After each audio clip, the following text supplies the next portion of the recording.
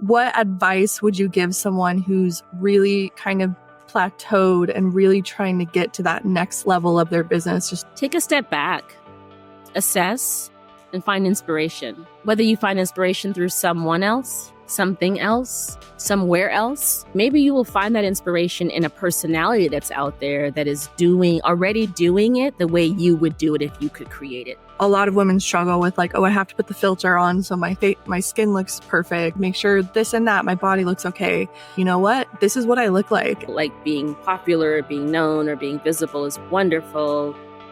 I don't need that. What I need is my business to propel.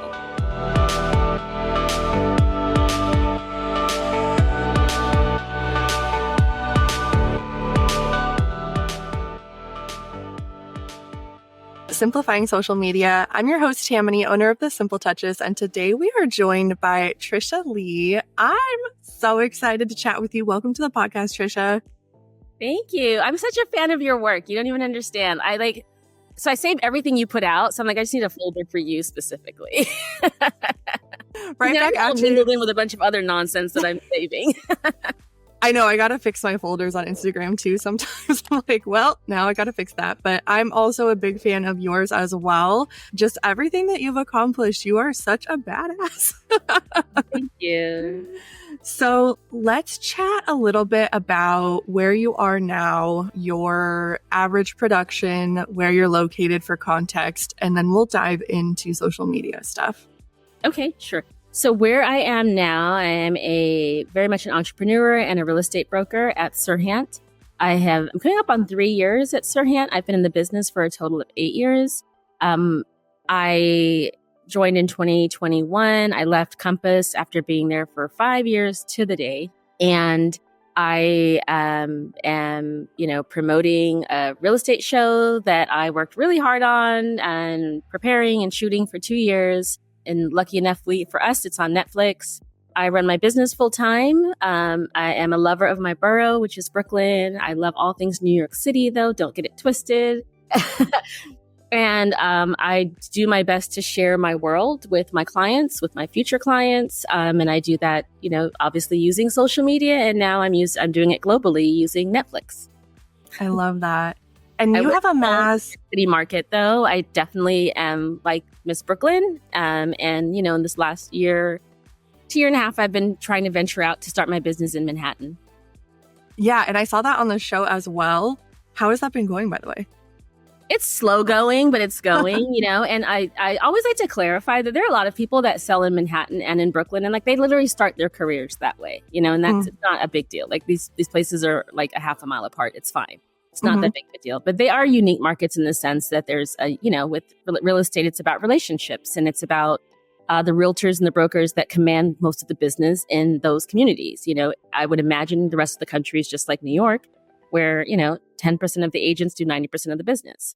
Yeah. So because I ran my beauty business for a decade in Brooklyn and really built a name for myself and a brand for myself in Brooklyn, I conveniently and lazily built my real estate business in those communities and didn't expand outside of that because, the bread was being buttered right here. So why am I going to bother with anything else? And I like to get good at something and like focus on something. So that's what I did. I focused on my client base. My beauty businesses were in Brooklyn. So therefore my real estate business was in Brooklyn. But now that I feel like I have that well-oiled machine and I'm like really good there, I do think that for me to progress, that I need to now start working in another market. And any market is new. This would be no difference if I was going to Miami. I'm just focusing in Manhattan. So I want to build relationships there. I want to learn those buildings. When I walk around Brooklyn, I see any structure. I'm like, oh, that's 200 apartments. Oh, that's 60 apartments. That knowledge, I need to capture that in Manhattan. But the job is the same. I could sell a house. I could sell a condo. I could even sell a car.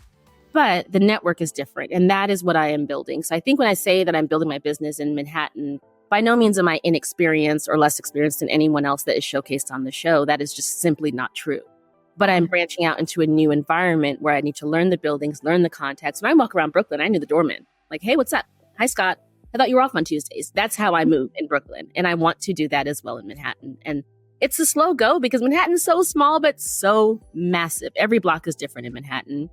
And I need to learn these new relationships. I'm getting out. I'm networking more.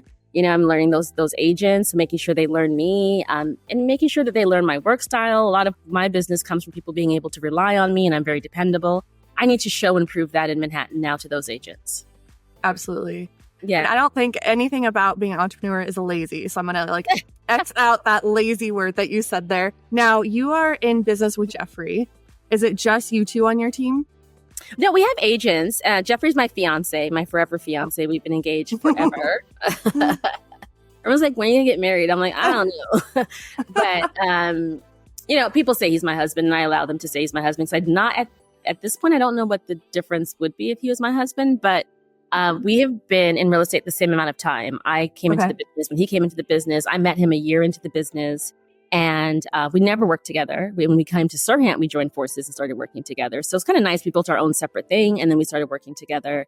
It's him and I, and then we have agents that we work with. We have a few agents also that we collaborate with in the office. And up until recently, we had a phenomenal assistant as well, but I'll be looking for one of those soon.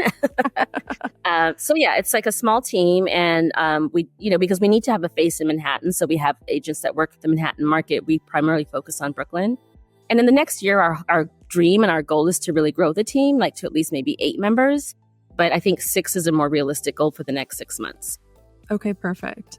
And I love when you said, I am working on growing my business here, and you focus on relationships first, getting out and networking. So how does social media play a role in that part of growing your business in a new market? I think it is, I believe social media to be the best representation for how I do what I do. I'm able to share whatever I want you to know about what I'm doing. And so my clients are able to see how I market my business, how I promote myself, which brings me more business. So if you can see how effectively I do it for myself, I obviously am showing you what I can do for you as well. So I think that is a part of it. I think it's also allows so many people that wouldn't really understand your personality, your interests, the things that inspire you, the things that drive you, the things that are most important to you. It gives you that understanding. So I would say already in Brooklyn, so many people know me, if you will, because of social media, Sure. I get a lot of feedback that, I do a really good job with social media. I think I could do a better job. I think I could spend a little bit more time, but it does come very naturally to me. Like, I don't spend a lot of time on social, but it comes very natural to me. I think I'm probably more of a storyteller than anything. My posts are super long, and I write them really quick. I don't edit them. You can tell because there's all kinds of misspells.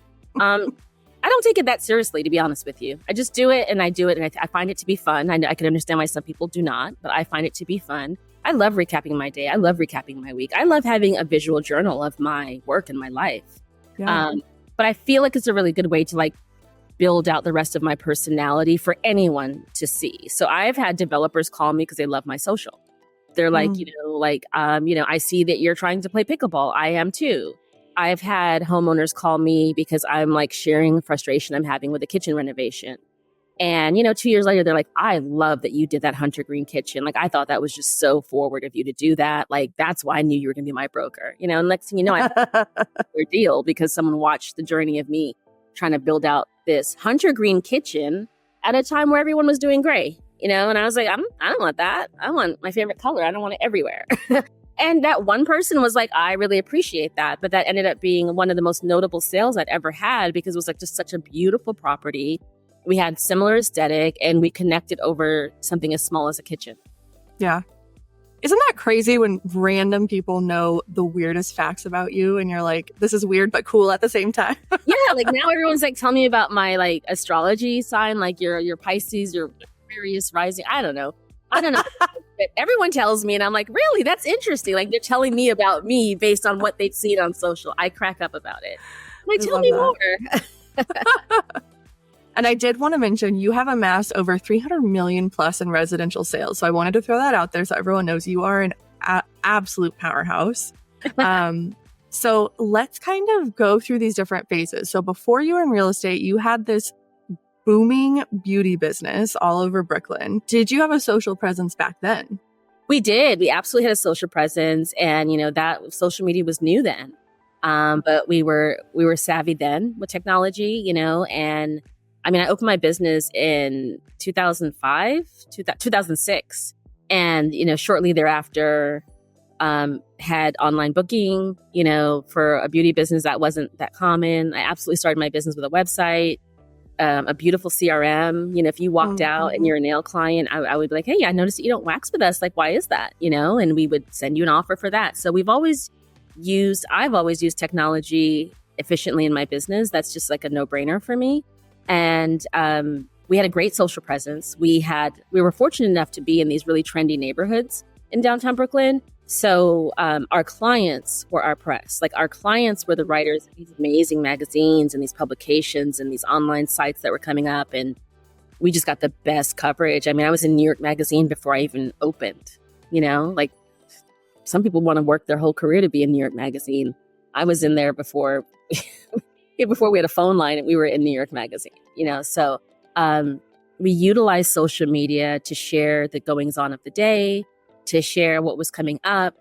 Newsletters were a big part of our business, like just recapping beauty trends, motions, what you should know, education around beauty. It's like you can use all these mediums to educate your clients about what they should know. You become the expert that's providing what they should know. You then become the expert in that field for them. And then next thing you know, you're their client. Yeah, absolutely. They're your client. I'm not your client. Maybe I'm their client. Sometimes I am their client too. It goes both ways a lot of the times. Yeah. Clients. I mean, trust me, I've got people that do the best hairstyling in the city. I have people that are the best lawyers in the city, the best dentists in the city. You name it. Those are my clients. Mm-hmm. So was this all on Instagram, Facebook? I mean, this was 2005. You said 6? Yeah, I think Facebook started like shortly after we opened, maybe a year after we opened. Or we got on it very early, like very, very quickly. Like, I remember, like, my ex was explaining to me what I don't even think we had the term social media, but he was explaining to me what Facebook was. And then we got on Facebook. And then I think the conversation around social media started maybe in that next year. We were on Instagram instantaneously. We built a really good following on Instagram as well. So I already knew that social was a free way to kind of get my word out in a creative manner and in my own tone. So I knew that from my first business.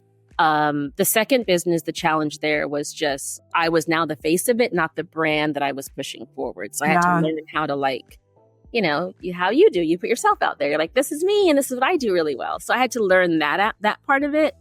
But I did not need any convincing that this was a really great and often free way to promote my business. Yes. Okay, so let's talk about that transition. So you you continued your beauty business, correct? I did for the first year. Like, I had decided 4 years prior that I was transitioning out of beauty. I was like, okay, I want to do something different. There were like specific reasons why I wanted to get into higher, like, income producing work. And it was literally that simple. And I'd always had an interest in real estate. I rented apartments briefly in college for like, I don't even know if it was 5 months, maybe 4 months. And I had a taste for it and I was good at it. I knew that I was good at it. So I did start in real estate knowing that I didn't know if that was going to be my full transition, but I knew I was transitioning out of beauty. But maybe 7 or 8 months into being in real estate full-time, because I'm running my businesses full-time and I'm also doing real estate full-time, my days were long, hot, and hard. I did realize that I could pull real estate off and I could do it well. And I just knew that I kind of wanted to do it forever. I've always said since then, I'm like, I'm going to be 85 years old, clicking around town in my heels. Just got a show. And maybe I only come out once a month, but just know when you see me, I'm getting ready to go show something big. I just see myself doing that, like maybe a little umbrella holder or something. I don't know. I mean, as a person, an umbrella holder, of course. Love it. So you jumped over to Compass. First year, you were still doing both businesses. Did you make a new social media account for real estate? Did you have the same one? What did that look like? I started my career at Corcoran Real Estate. And that was because the year that I started in real estate, that was the number one brokerage. And I started at the number one office. But I was there for not even a year, like I think 8 months, maybe 7 months I was there. I got recruited by Compass when the founder was starting Compass. So it was very, very new. I think maybe they had one office. And I started there immediately. I was getting ready to get this huge award at Corcoran for like first year sales. And so at Compass, they're like, "Look, come over here. We'll still give you the award because you still did it, but we'll give it to you here." And I was like, okay, so like, you'll be our rookie of the year. So I went over and I was, based on volume, I was the rookie of the year at Compass, which that was their first year, I think. So it was like, whatever. I think maybe it was their first year. So I was their first rookie of the year. But a lot of that business, I would say 60% of that business I did at Corcoran. I went over to Compass. I was there for 5 years. I really believed in the technology that they were doing, and I felt like the way that they were approaching real estate was huge. So what they are today, I really saw that for them. I was like, oh, they're going to be huge. They're going to be the biggest thing in the country. I knew it. I stayed there for 5 years, and I felt like I learned, and I did so much, and I met so many people, like just got a lot out of that experience, But around 5 years in, I was like, okay, so what else do I need to kind of like fill the voids in my career? And started just researching different brokerages, sat down one week and literally booked 5 different interviews with 5 different brokerages all in 1 week. Because I was like, I got to get this done and over with. I don't like to like ponder on things for very long. I'm like, what are we doing? Or what are we not doing? So I did that. And at that week, I interviewed with everyone. I loved my interview with Ryan. I thought it was just like the most memorable experience I'd had in an interview. So didn't make a decision, but absolutely went and like just got both of his books on Audible and started reading them. And that allowed me to make the decision by reading reading and then listening to him in his own voice tell his story. I was like, yeah, I'm going to work with this guy. And I had lots of offers and amazing packages to do a lot of things in the different places. But I just believed in what he was doing. I believed in how he was doing it. And I really, really liked his personality. Personally, I thought that I could develop myself really well personally working with Ryan because I noticed this like insane humility and immense success all in like one person. And I was like, how does one manage that? Like, how are you this big and then also this small? Like, help me understand. I just knew on a personal level, career aside, that I could benefit the most from learning and being around that energy. So that was the decision maker for me because I was like, I'll do well wherever. Like, I just believe that. And I'd say that to him. I definitely think I said it to him. Definitely said it at Compass every day. I'm like, I'm going to do good no matter where I'm at. But I felt like if I could develop myself personally, like with some attributes that I noticed about Ryan, that's where the money is. Like that was the win for me. So working with him was a very easy decision because I knew that I could grow and stretch myself in that way personally. And then I got there and everything just went left. It just went wild. Like business took off day one. Wow. Day one, sitting in rooms and in scenarios that are just insane to even explain since day one.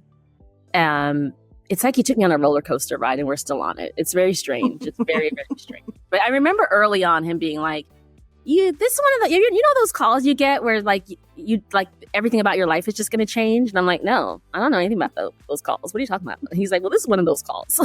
I was like, okay, I'm ready for it. Like whatever Let's it is. go.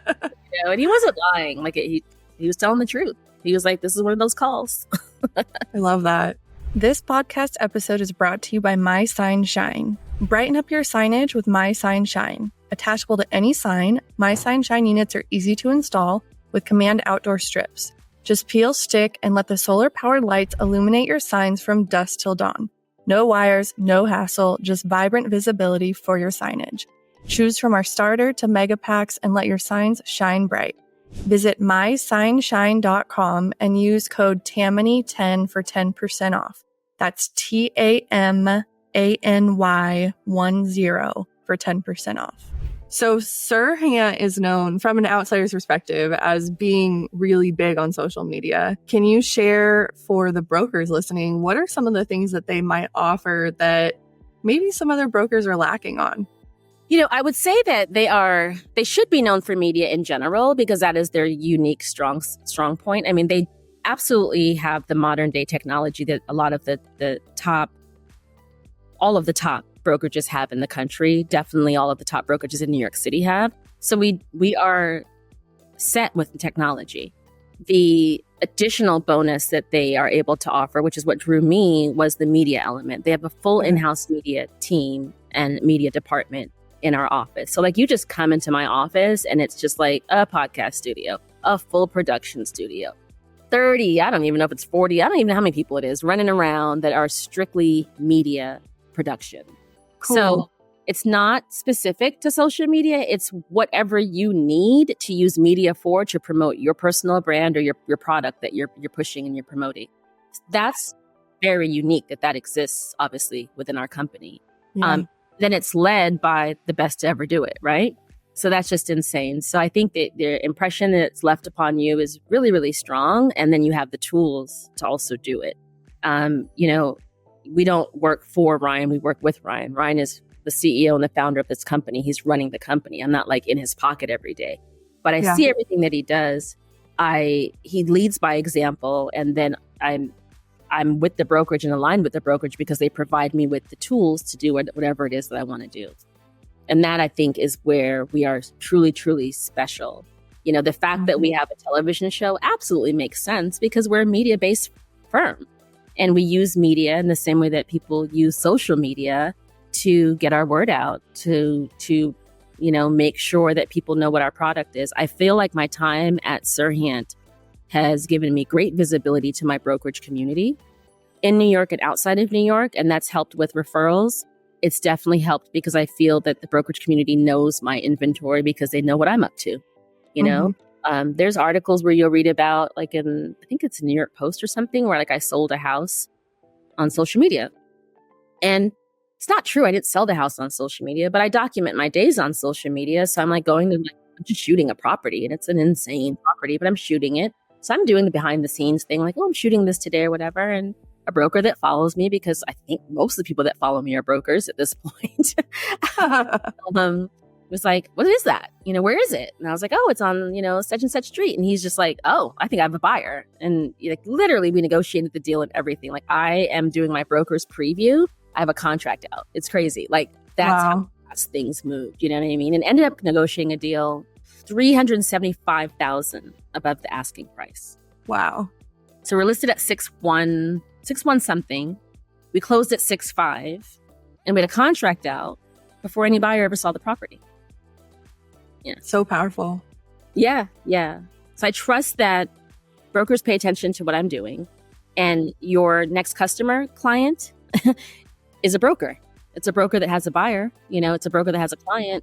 And so the fact that everyone in my community kind of knows what I've got to sell makes my job that much better and easier. Yeah, absolutely. What are some of the media pieces that you started when you joined Serhant because you now had access to all of these tools? I would say video was the biggest thing, like creating video content, creating short reels and short videos regarding the property. They're big on YouTube, which I didn't really understand. I understand now. I do. That's important. That's allowed me to network with people outside of the country. That's allowed me to shoot with people outside of the country. That's allowed me to share properties with people outside of the country. Like, we're negotiating with buyers right now in Dubai on a property in Manhattan. You just find people all over, and you don't know where they are, but because you're everywhere, you find them and they find you. Yeah. It's unheard of. It's so cool. And I think that's so unique and special that Ryan's created an environment that all of that is so readily available to you guys. I interviewed one other brokerage who does also have an in-house team, obviously not as complex and huge as this, but I just think that's so valuable, and brokerages need to get on board with it. Yeah, no, it's insane, and then, after a while, especially because I've been there since really the beginning, I feel that if it's 40 of them or maybe 50 of them, they know my style. They've all worked with me. They know what to expect. They know my energy. They know my tone. Like, I did a podcast yesterday for the show, and it's just like everyone's familiar. They know that, like, this. They know Tricia's energy. Like, I'm not introducing myself to these people. They know what I like. And if we worked on something before, they're like, "Oh, next time let's do this." Right. Just creatively. And then it's like you get this. It's always better with two minds trying to create something. Trying to create some reason to pop it. So. It is super smart, but I would be remiss if I don't say the business is still the business. You know what I mean? Like, we still have insane volume. We are still barely 4 years old, and not even 4 years old yet. With, we're number 6 in New York City. Like, our business is insane. Our transactions are insane. Like, I think the other day there was like $1 billion in signed exclusives, like, for the month. It was just, crazy. So while the media is there and it's present and it's fun and it's super, super effective, business is happening every single, even if there are brokers at our firm that are not necessarily taking full advantage of those services, they're still trading and they're still closing insanely. Like people come there and they usually talk about how their business has grown. But it's like any firm, you've got to be willing to utilize, learn, and perfect the tools that are provided to you. A lot of times you want to go to brokerages just for something different, but you don't want to be different. You want to be the same person. You don't want to change anything. You got to really with Serhant, you better be ready because they're ready. Yeah. I always say social media or media, I suppose, in this scenario is just a way to get more eyes on what you're already doing.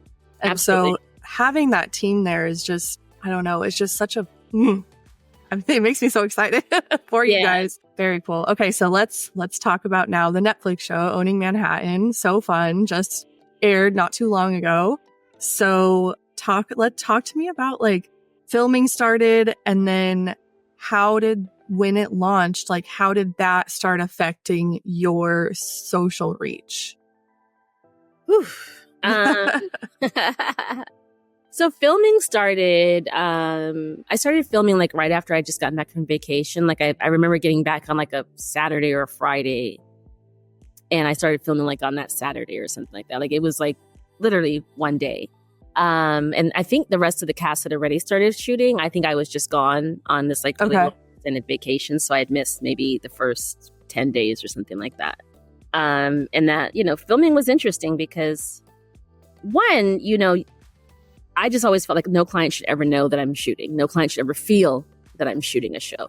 And they definitely don't care. You know what I mean? Like, are you selling my house or not? Like, are we in contract or not? Yeah. That's what my clients care about, and rightfully so. So it was balancing the two. And then life, and for the easiest way to explain it, it's basically 2 full-time jobs is really what it is. So I did both, and I did them for 10 and a half months. I felt like I shot longer than anyone else on the show. But I felt like I really couldn't do anything else. Like I could do those 2 things, take care of myself, get to the gym, work out. And that was like all I had the bandwidth to do. I don't even know if I was able to travel in that time. It was just insane. Mm-hmm. And then you're done, and then life goes back to completely normal. And then you're getting ready to like launch this thing nobody knows, but and I just enjoyed my normal life. Like I still love my privacy and my anonymity, and I love all the things that New York has to offer. But I also love to just like be off and in the woods somewhere and like completely anonymous. So I enjoyed that for 3 months, I say, and then you just know it's coming out, and that everything's going to change, and it does change. Like your phone, I can't keep track of my phone. Like there's no, I have 2 phones, can't keep track of either one of them. So I'm like, did I make it worse by having 2 I can't keep track of? But you do the best you can with the messages, the influx, and for me, it's just like looking and filtering through that to find true opportunities, because it is great that everyone has now met you and wants to see you and know you, but I'm clear on why I did this. I'm clear on what I'm doing. Putting myself in front of the world was for a specific reason. And while like being popular, being known, or being visible is wonderful, I don't need that. What I need is my business to propel. That's what I need. That's the only reason why I would do it. So I've spent most of my time kind of just figuring out what is a true opportunity. And it's probably harder now than before because it's just so much stuff that's just coming in, So much noise. Yeah. Yeah. It's been great to reconnect with people. They're like, oh my God, so that's kind of cool. And it's just so exciting to see how excited people are for me and for this opportunity. I think that's been amazing. But it's been very, very busy because in the same way that the job of shooting is a job, the job of promoting the shows is a job. And I take it very seriously because I want our show to do well. The better our show does, the better my business does, the better our brand does. Everybody wins. And I want all of us to win. I've always said that the show was going to be something special. I always said it was going to be bananas. I always said that when so many people were like, I don't know, I don't think this is good for our business. And I was like, we'll be fine. And actually you'll be better, And when so many people doubted that, specifically people in the brokerage and specifically people in the industry were like, I had so many people that came up to me that were like, I would never do that. I'm like, well, you probably never could either. So let's be clear. Let's write that down. But, there's a lot of negativity around it, like, let's be honest. And so while people love the show and they are like excited about it, leading up to this for 2 years, I definitely had to listen to a lot of negativity. And I'm sure at any point in time, they might hear something that they don't love from one of us and will still be viewed negatively. That you just got to absorb all that and move on with your life. But I think that it's a relief for me because I felt like for 2 years, I was like, I really believe in this. I really believe in this. I think this is going to be so great. And for the most part, people were like, no, I don't really think so, And then it came out and it just outperformed like every real estate show ever, anywhere, ever. And it was just been insane. Like, I think 500 million views, like 500 million minutes of viewership, wow. Which is like insane. Like the number one show on any network is literally 1 billion minutes viewed per week. So if we're at 500 million, we just got here. We haven't an Emmy yet. Yet. It's just great. It's great. But I felt like, I just felt like we deserved it. I felt like we as a cast deserved it because we worked really, really hard to make a good show. We all did. Our crew was insane. Our showrunner was the best in the business. Our network is the best in the business. We have Ryan Serhant. I mean, come on, it's kind of like cheating, whatever. It's cheating. And we were just so set up for success, but we still worked really hard for it. And so when it was really, really well received, I was like, oh God, we really deserve this. Like finally, like some relief, it was actually very, very sweet. It was really good. And I felt like it was a really true representation of the real estate world, whereas some other shows might not be as true. Yeah. No, like for us, it was like, did you sell it? Like if you didn't sell it, we're not talking about it. Like it was like, imagine like you're shooting a product, you're shooting the journey, you're working every day, and then it's like, you better sell it too. You don't want to be out here not selling this property, So that was insane. Like it's very real, you know what I mean? It's also very stressful. Those are real days, real nights. Like that interview with Ari on the rooftop, that was real deal. I was pissing myself. I was like, Okay, let me just get in my head. At one point I remember telling myself, like, okay, just pretend like you're Tricia. Because I was so nervous. Like, well, just pretend like you're you. Yeah, just act like you're you. That's what you do. You'll be fine. What would Tricia do? She'd stand tall. She'd talk her shit. She'd say what she can do. She'd say what she can't do. She'd let you know that she's the best person for the job. Because at that point, you're like, you're on the tallest building in downtown Brooklyn. Like this, like you see my hair is flying every way because we're higher than we should be. Nobody should be that high. That's the tallest in the Western Hemisphere. Like, do you understand how high we are? Like you look over and the Manhattan Bridge is like below you. It's just down there. And I'm standing there with like this massive developer. Like he's the hottest thing smoking in New York and in Miami, and then I'm with the world's top broker. I'm on a roof. My dress is flying every which way. Like, I'm just trying to get through. And yeah, like, I was like, okay, if you can't pull it through, just pretend like you're you. And plus you got cameras pointed in your face. There's all that, right? You know what I mean? I'm like, is my spank showing? Like, what's going on right now? Girl, just pretend like you're you. Get through this part. Like, I love it. And you do. And you do. And then I just commit to being honest about it so people know, like, it is real, and I'm like, what my hair look like? And somebody was like, how many takes do you get? I was like, girl, I'm up here with Ari Goldstein and Ryan goddamn Serhant. How many takes do you think I get? Time is money.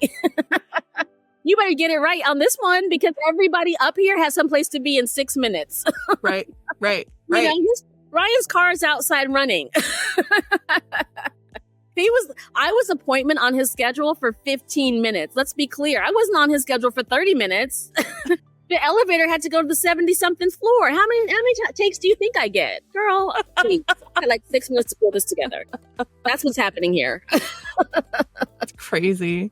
Going back to what you said, like when you transition from your beauty brand to real estate, so going from the brand to like you being the brand, I feel like this show may have been like that times 1,000 for you. Yeah. And it was something that I was so nervous about when I came into real estate, because I was like, when you can hide behind a brand, it's kind of cool. You know what I mean? Like, so people don't have to really get to know you, so they really can't love you or hate you, which is great. You know, like my first brand was super, super successful. We were Small Business of the Year one year. Like, everybody knew that brand.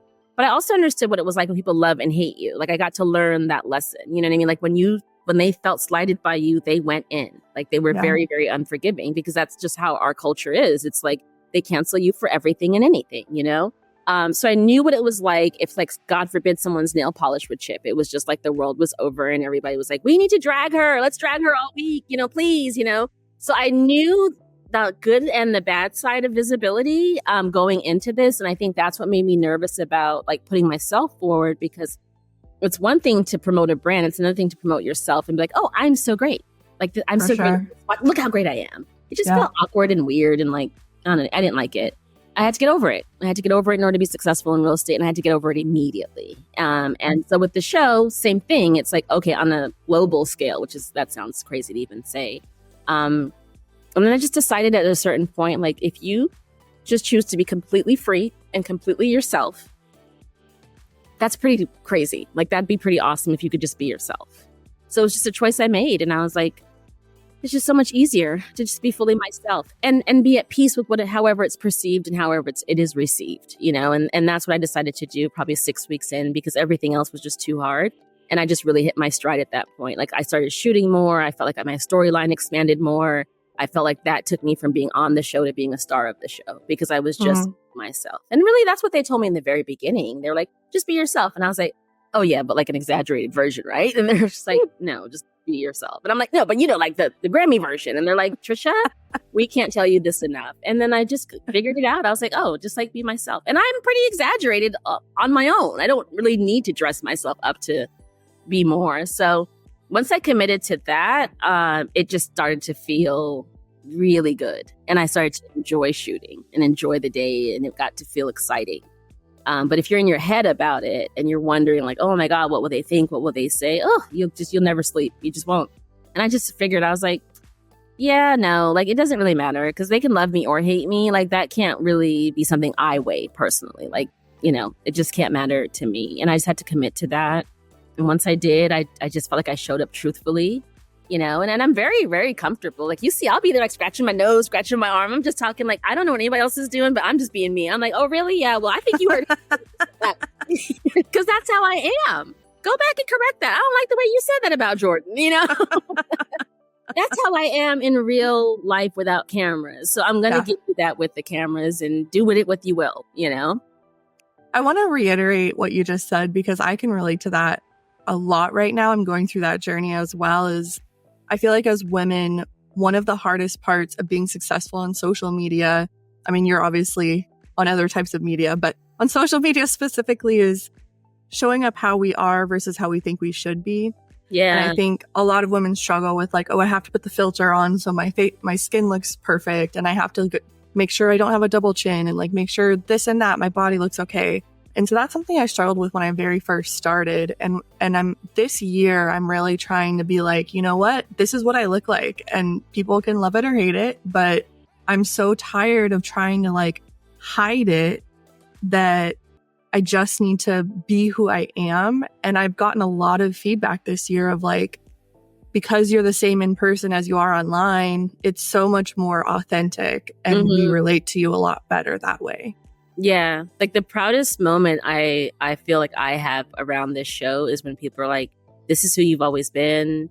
Like, my babysitter from 5 years old was like, yeah, I saw on Watch What Happened Live that Ryan was going to have a show. And I was like, I know Tricia Lee's going to be on it. And I was like, you haven't seen me since I was 5. What are you talking about? You know? But all of my friends, all of my former clients, my beauty clients, like everyone I've met along the way, high school, college, you name it. They're like, yep, that's pretty much you. Like, there's no one. There are people that I saw their reviews, like, online or on YouTube, and I'm like, I have not seen you since I'm 17 years old. And they're like, that is Tricia Lee. She will let you know exactly how she feels. She's not with the shits. Like, she's very direct. She thinks she can do anything. Like, that is her. You know, like, she's gonna keep it 100%. And I'm just most proud of that, because that was what I was committed to doing. I really wanted to do that for me and for anyone that looks like me. And I think that it's so important. And, like, to your point, Like you're out here and you're putting yourself to be like this successful entrepreneur because that's what you are. And you're a boss, right? Because that's what you are. And like to me, I just said one day, I was like, the most boss thing I can be is completely myself and not care what you think of it. Yep. Right? So that's what I want. I want to just be so much of a boss that your interpretation of me, it doesn't have any weight at all. That's as free as you can possibly be as a woman. And I just want to be a free woman. I want to show up in the world as a free woman. I literally have a red tattoo on this shoulder that says freedom down my shoulder. Because I think being a free woman is all that matters to me. Like free in how I feel, live, speak, experience things, create my journey, like work, what I love, what I don't love, what I pour myself into, what I don't pour myself into, and absolutely being yourself and getting over all that nonsense. This is what I look like. This is what I sound like. I scratch my nose every 3 minutes. It's just what I do. You know, like that's pretty boss to me because it's super free. Yeah. Life lessons from Tricia Lee. I'm no guru, but I know my own stuff. Well, you may have just answered this, but my last question for you is, what advice would you give someone who's really kind of plateaued and really trying to get to that next level of their business, just really wanting to break through? Take a step back, assess, and find inspiration. You know, whether you find inspiration through someone else, something else, somewhere else, you know, but just take a step back and just breathe and like assess and just like start over. I'm a firm believer you can start over any day, any moment, whenever you want to. You can always just start over. And so if you are just like hitting a wall, I think you step back and think about like, what is it that you want to create? You know, for me, it was very important that my real estate brand be a reflection of who I was as a person. I'm someone that loves beauty in all things. I love luxury in all things. I love to travel. I love good food. I love my city. I love my city. I love small business. I think it's important. I think small business plays an important role in real estate. I love real estate. I love interiors. I love design. I love finishes. Those are the things I do. I love. So I share that creatively in various ways, you know, and authentically in various ways. And find that inspiration. Maybe you will find that inspiration in a personality that's out there that is already doing it the way you would do it if you could create it. Let that be your inspiration. You know, like it totally can and should be, you know, like you don't have to recreate the wheel, you know, just figure out what it is that you want to do and how you want to do it. And sometimes you need a model for that. But take a step back and just strategize, you know, like just think about it. Like, where do you want your brand to show up? What's important to you? If you ask me what's important to me, women's finances are very important to me. Small business and how it affects the community is very important to me. Financial literacy is very important to me. I love my city. I love my borough.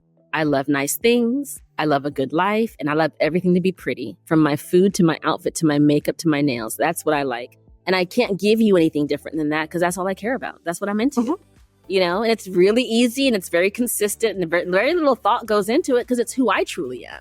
If I was a surfer, that's what you guys would be seeing. No, my clients would look like surfers. That's just what it would be, you know? Like I had this girl tell me one time, she was like, all your clients are like very like shiny like you. Like, you know how you're shiny? All your clients are shiny. And I was like, okay, I'll take that. Yeah. Thank you. You know? Yeah. And I'll, if that's your interpretation of me, she's like, no, but your clients look just like you. And I'm like, yeah, because we attract each other. Like we're drawn to each other, you know, like I get a million requests for podcasts. Did I open yours a little bit faster because I like your eyeshadow? Sure. I'm superficial in that way. I'll admit it, you know, but you take the time to do your eyes and get your lashes on. And I appreciate it of most people. So here we are doing an interview. Thank you for keeping up on your highlights. You got me here. Noted. I can apologize for that. I love it. All right. Where can everybody find you? I am TriciaLee.com, TriciaLee.com. And I am Love Tricia Lee in all areas of social media. Thank you so much. This has been awesome. Awesome. Great. Thank you. Look, my nails match your outfit. You see? Can you see that? What? Wait, where we at? Are they purple? They're purple. Yay. This one's yellow. Oh, I like that. But Purple I was like, and yellow. the whole time I'm looking at you, I'm like, oh, we match. Are you a Lakers fan? I'm not, isn't it? I'm not a Lakers. I'm not any. Well, I used to be a Brooklyn Nets fan, but they need to get their act together. But no, I love. I just always like to put my favorite colors on my nails. So like, my favorite colors are actually coral and green. And I also love pink and green because I'm an AKA. And then my next tier is lavender and yellow. So I always have some combination of these different colors, and I don't like to decide on one color, so I do two. I love it. One more interesting fact. Thank you so much for tuning in to Simplifying Social Media. Let's stay connected on Instagram at Realtor Social Media Marketing. And if you're interested in working with me, head over to thesimpletouches.com and see all my social media marketing services for real estate agents.